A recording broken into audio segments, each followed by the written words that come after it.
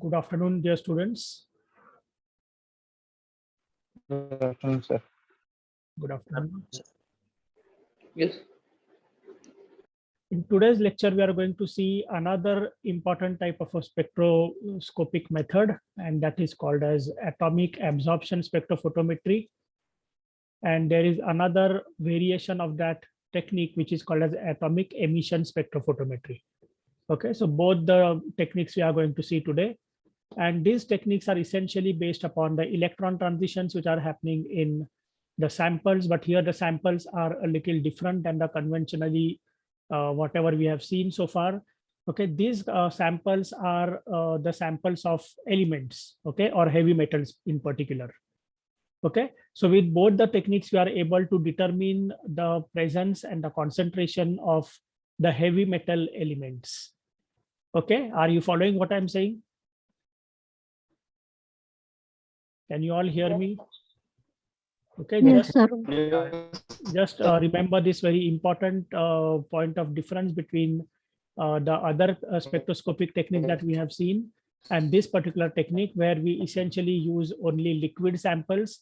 So even if it is a solid metallic sample, we have to first dissolve it in a liquid. Okay, and that too in a solution form. The metal should be in a soluble form.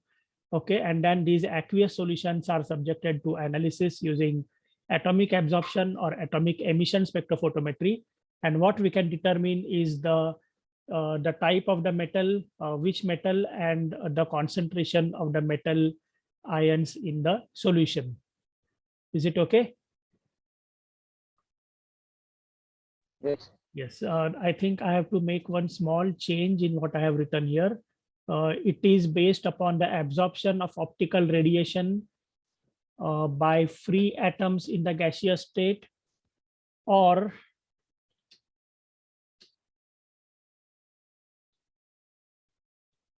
determination of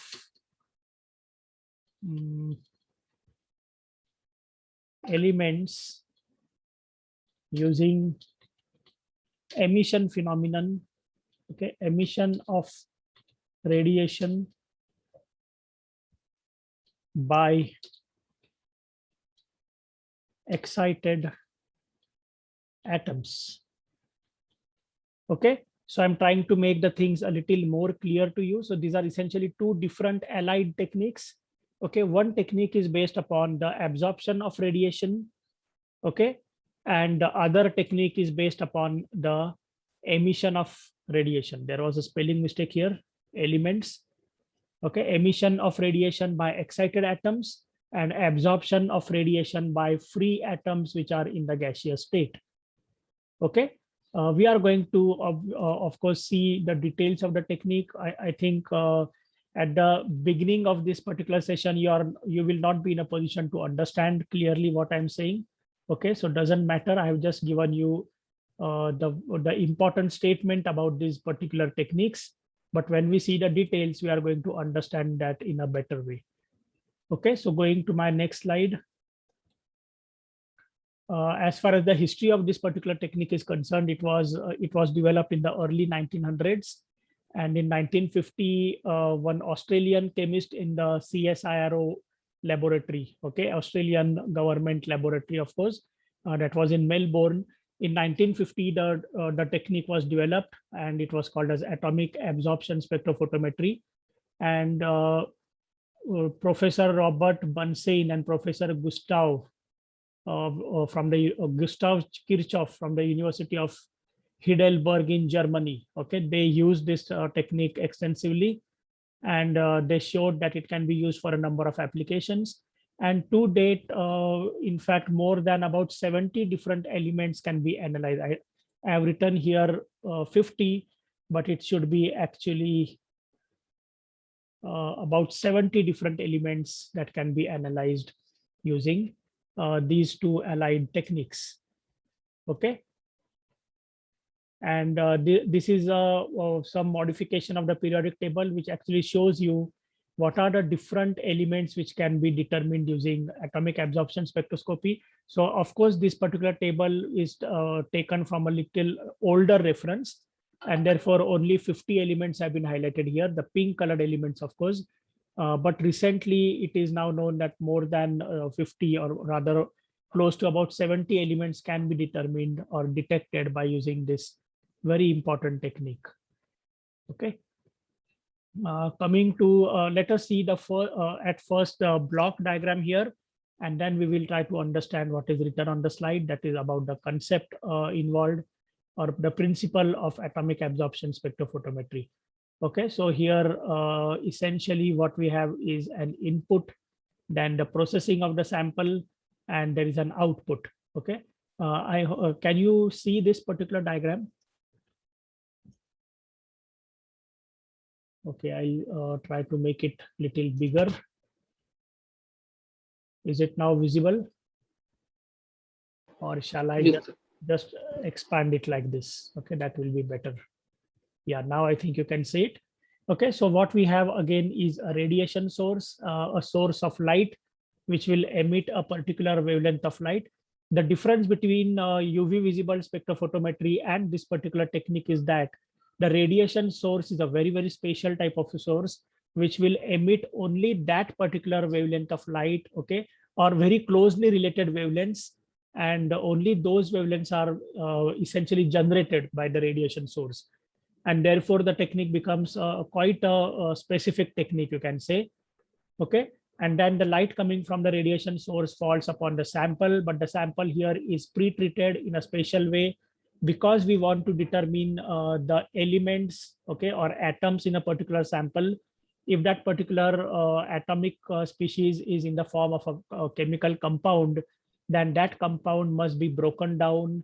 Okay, so what we do is the sample is aspirated using what is called as an atomizer, so that very, very small particles of the liquid, okay, it is a liquid sample, and therefore the liquid is split up into very, very fine droplets. The droplets are so fine that they are almost looking like a cloud. Okay, and that cloud of the sample will go into a flame, okay, where the sample is completely burned down at a high temperature. And when that happens, all the chemical compounds are converted into the pure atoms of the metals. Okay, so pure atoms of the metals are generated, and then these pure atoms which are generated, they come out into the flame, okay, which is burning, and then at a particular temperature, a high temperature. And then these pure atoms have a special property, that is they will absorb only a particular wavelength of light. Okay, why they will absorb light? Transitions.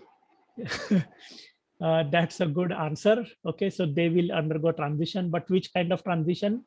Again, this is a type of electronic transition. Okay, but then remember Yes. that this is not a chemical compound we are talking about. It is not a molecule we are talking about, but these are essentially pure atoms. Just remember this word, pure atoms only. Okay, so these pure atoms will have what are called as valence electrons. Everybody knows about it. Okay, the metal atoms will have valence electrons in the outermost shell. So these valence electrons are going to absorb a particular wavelength. That particular wavelength is already being emitted by the radiation source. Okay, because it is a special type of a source, as I mentioned. And then these pure atoms will absorb that radiation. Whatever radiation is not absorbed will be transmitted. That radiation which is transmitted will go to the detector, okay, through a wavelength selector preferably, because the wavelength selector will also want to select only a particular wavelength. Okay, and then it will be detected by the detector. The detector will further send that signal to the amplifier so that the signal will be amplified, and then it will be probably processed. So that is a very common thing with most of the spectrophotometric instruments, where the signal which is amplified will be converted into certain values, or maybe the concentration readings, and therefore we will get directly the concentration reading for the particular atomic species. Okay, now what are the elements? Just for example, I'll tell you. Do you know the heavy metals? What are the heavy metals? Any example, 2-3 examples you can give me. Which heavy metals do you know? Iron. Yes, iron is a heavy metal. Then Lead and cadmium. lead, cadmium, mercury, gold, silver, platinum. Okay, copper, zinc, nickel. Okay, all these are heavy metals, cobalt. Okay, so all these different heavy metals can be detected. The principle here is, as you have probably understood, it is a simple principle where we don't write this word simple in your examination paper. Okay, of course you don't have a descriptive type of answers to be written. Okay, but anyway, in many of the papers I have seen that students are prone to writing this particular word like this, that it is nothing but, it is a simple technique. Okay, so don't fall into that, because whether it is a simple technique or a complicated technique, that is not important from your point of view. What you are expected to write is about the principle of the technique. Okay, the construction of a device or instrument, what are the important parts of the instrument, and what is about the application of that particular technique. Okay, so don't write things like this, relative terms like it is a simple technique or something like that. Is it okay? Yes, sir. Okay, then another important thing here is that if you are talking about atomic absorption spectrophotometer, then whatever wavelength is transmitted by the transmitted from the sample, okay, that is the radiation which is not absorbed by the sample, that radiation is detected by the detector, and therefore there is an inverse relationship between the concentration of the sample atoms and what is detected by the detector. Okay, so in other words, if the concentration of the sample is less, then more light will be transmitted and the detector will sense more light. And if the concentration of the sample is very high, then large amount of light will be absorbed by the sample, and therefore what is detected by the detector will be less light. Is it right? And therefore there is an inverse relationship between the transmitted light and the concentration of the sample. And there is a direct relationship between the absorption of light by the samples and the concentration of the samples. Okay, so to this particular extent, the principles underlying UV visible spectrophotometry, nephelometry, turbidimetry, infrared spectroscopy, all these techniques we have already seen. So these are all exactly similar even in NMR spectroscopy, although it is not a light source we are using, but we are using radio waves, isn't it? So light is absorbed by the sample, and the absorption of the radiation is directly proportional to the concentration of the sample constituents. Okay, so in principle, most of the things are similar in most of the techniques that we have seen, but there are a few differences which you should clearly understand. You should be able to compare between the two, between all the different techniques, so that learning will be will be easy, and it will also be enjoyable for you. Is it okay? Then we go to the next slide. So here, once again, a block diagram is shown here to make the things appear to you very simple and easy. Okay, so here we have a spatial radiation source, which is called as a hollow cathode lamp. I'm going to come to that description of the lamp a little later. Okay, so hollow cathode lamp is something which will emit the particular types of wavelengths which we require for the analysis. And then we have the sample, a liquid sample, which goes to the nebulizer. The nebulizer will convert that liquid sample into a fine dispersion, okay, like a cloud, or to the atomic level it will cause a dispersion. Okay, and therefore it is also called as an atomizer or a nebulizer or a vaporizer. Okay, so all the terms actually mean the same. And then the sample will go into the flame where it is burned down, and therefore all the sample compounds or molecules will be broken down, and then or they will be decomposed, so that they will generate the pure atoms. So when I say pure atoms, there are no ions in the sample. Okay, when I say no ions, it is not actually a true statement that I have made. Okay, some ions will always be there. It is not never that 100% of all the things will be converted into pure atoms. Okay, but we are expecting maximal number of atoms to be generated. We want maximum number of pure atoms to be generated, so that these pure atoms, because they have the valence electrons will absorb a particular radiation, okay, that we are already ensuring by using the hollow cathode lamp. And whatever radiation is not absorbed, that will be detected by the detector. Is it okay? And then what happens to the pure atoms? They are in the flame.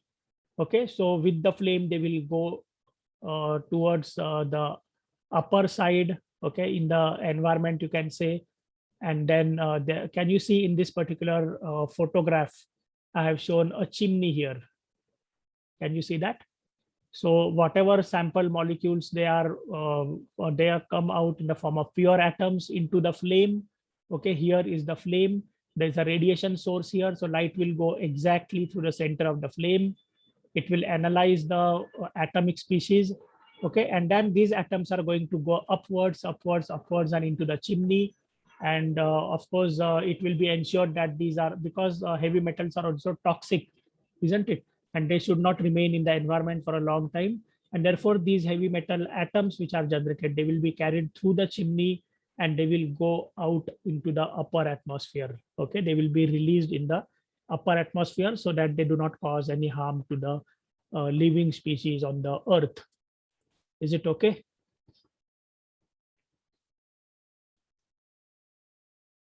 Any questions? I think this person is known to you. Have you seen him anywhere? Yes, sir. Where you have seen him?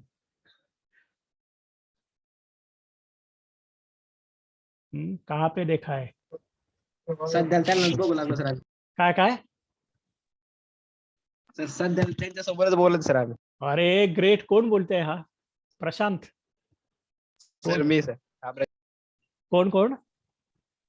Prashant sir, Prashant. Prashant, okay okay. प्रशांत हुशारच रे तू खूप, आणि बोलायला पण हुशारच. Okay, anyway, so we go to again this particular slide, which will tell you something more about the concept that I have already told you, but we will again have to read what is there. That will make the things a little more clear to us. Okay, so the combustion flame provides a means of converting analytes in the solution to the atomic form. Okay, we want pure atoms to be generated. Always remember that the term pure atoms is very, very important in atomic absorption spectrophotometry. Okay, and then these pure atoms are generated in the vapor phase or in the gaseous phase, and they are free of their chemical surroundings. That is, they are not associated with any other atom or anything like that or molecule, and they are in a pure atomic state. Okay, but then always remember that not all of the atoms will be in the pure atomic state because of certain limitations of whatever we are doing. Okay, our own techniques, and we are just trying to ensure that maximum number of pure atoms are generated. And then this sentence is very important, that if we want to improve the sensitivity of the particular technique, that is, if you want to detect very, very low quantities of these pure atoms, then a low quantity of the heavy metals in the sample, then essentially maximum number of those sample, or you can say the heavy metal, should be converted into the pure atomic state. Okay, so that is the only limitation. If we can convert maximum of the species into the metallic species or pure metal form, then it will be better to estimate even small quantities of the sample heavy metals, and therefore that will have more sensitivity. Okay, so I have written down a certain number of things here, how to maximize the number of pure atoms. Okay, and here I have written that in order to get maximum number of pure atoms, what we can do is we can increase the efficiency of the sample dispersion. Okay, so the nebulizer should be of a good quality. There should be a good pressure. So under the pressure, the sample will be sucked inside the device, and then it will be dispersed into the form of a mist. And the more finer the mist, the more better will be the dispersion, and therefore the number of pure atoms generated will be more. Then another thing we can do is we can increase the flame temperature, because higher the temperature, better will be the decomposition of the sample molecules. Okay, and therefore pure atoms will be generated in a more efficient manner. Another technique which is used is called as an electrothermal furnace, or it is also called as a graphite furnace, which has a very, very high temperature, which goes beyond 5000 degrees centigrade. Okay, and because of that very high temperature, the sample is instantly converted into a large number of pure atoms, and the number of pure atoms generated is much, much greater than compared with the flame atomizer. Okay, so this is a good technique, but then the instrument which comes with a electrothermal furnace is a very costly instrument. Okay, the cost of the device will increase. Then there is something called as a hydride generator, where we can chemically convert the sample molecules into a gaseous state, okay, or pure atomic state. And that is by converting your sample molecules or your heavy metals in the sample into the hydride form. Okay, and that is especially used for certain metals like, for example, selenium or arsenic. So these heavy metals are very difficult to detect because the analytical sensitivity of detection of these metals is very poor. And therefore, if we add certain chemicals, then they will be converted into the hydride. And that is by adding what is called a sodium borohydride to the samples, okay, in an acidic condition. So if we add HCl to the sample, make it acidic, and then if we add sodium borohydride, then the sample atoms will get converted into the hydride form, and that is actually a gaseous form of the metals. And in that particular state, the metals will be in a pure state also, and the large number of the vapor form of the metal ions will be created, metals will be created, and it will be better for your analysis.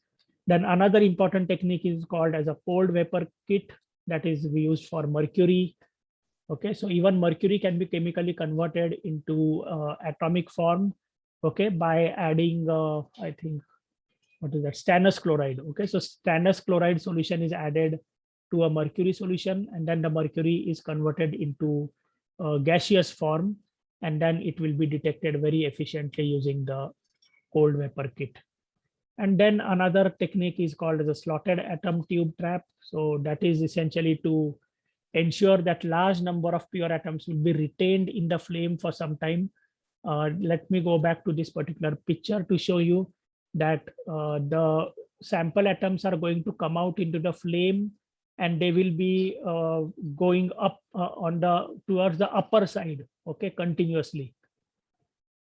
So pure atoms are going to continuously go upwards, okay, and then for whatever transient period they are within the flame or in the path of the light, for that particular duration they will be counted by the instrument or by the detector, isn't it?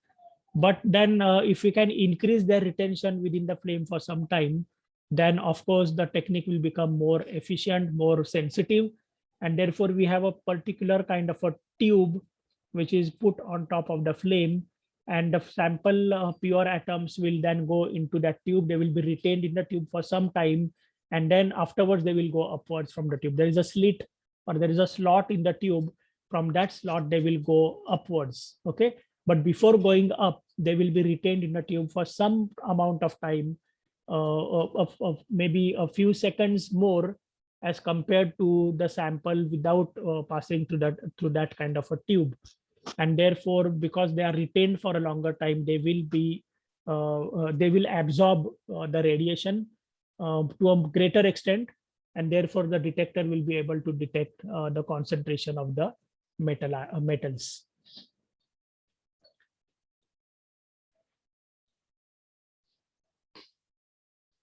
Okay, then I will go to the next one.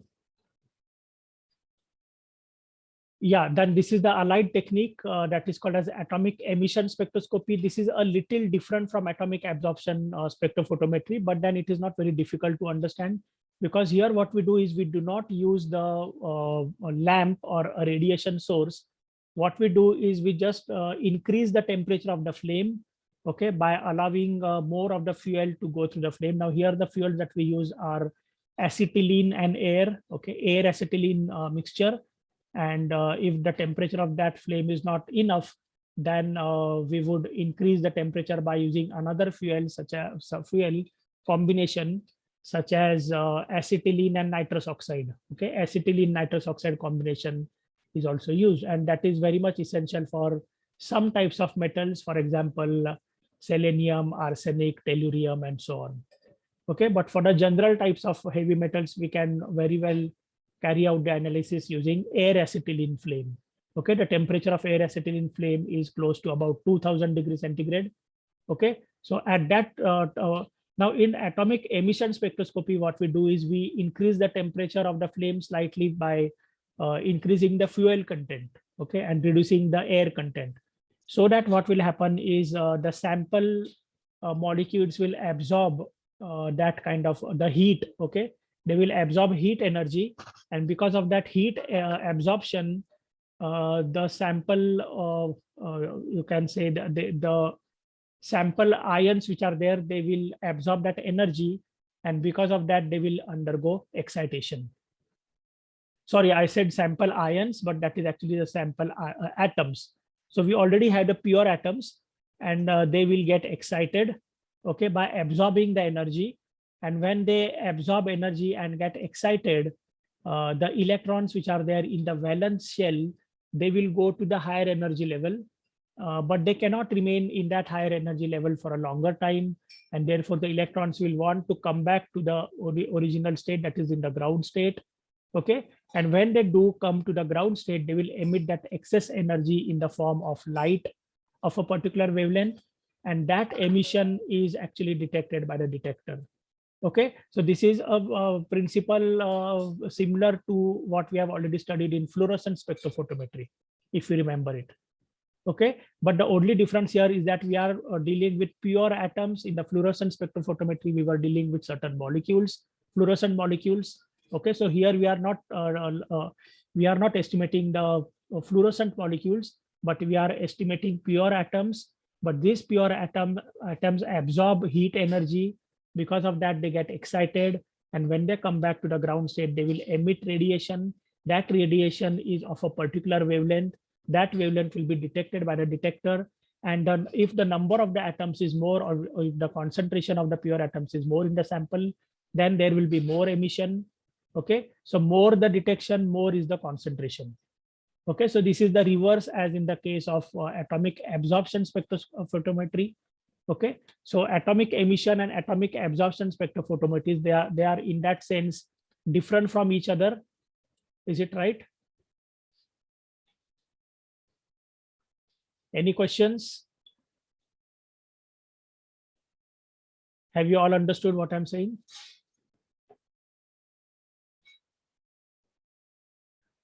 Okay, I hope you have understood. If there is any question, anything which you have not understood, you can interrupt me in between. Absolutely, there is no problem. And I will explain you again if you want. Gajanan?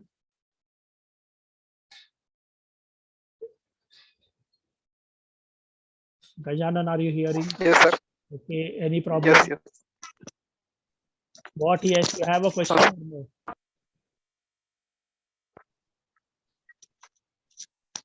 Okay.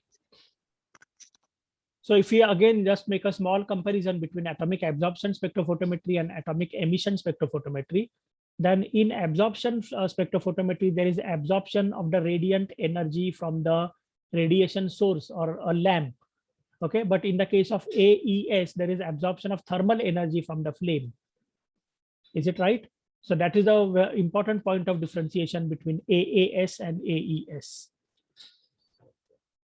Yeah, then coming to the light source for atomic absorption spectrophotometry, we cannot use the normal tungsten filament or white light as a source of radiation, because the instrument requires very sensitive analysis.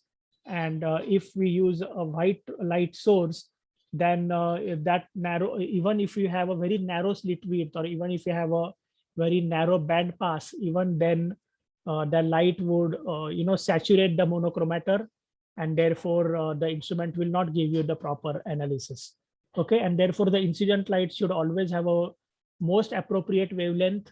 Okay, not only that, but the intensity also should be very high, intensity of radiation, because you know that if the light source is generating only a particular kind of a wavelength, then normally the light which is coming from the light source will not be very intense. Okay, in order to overcome that problem, the light source should be made in such a way that we will get very intense kind of a radiation. Okay.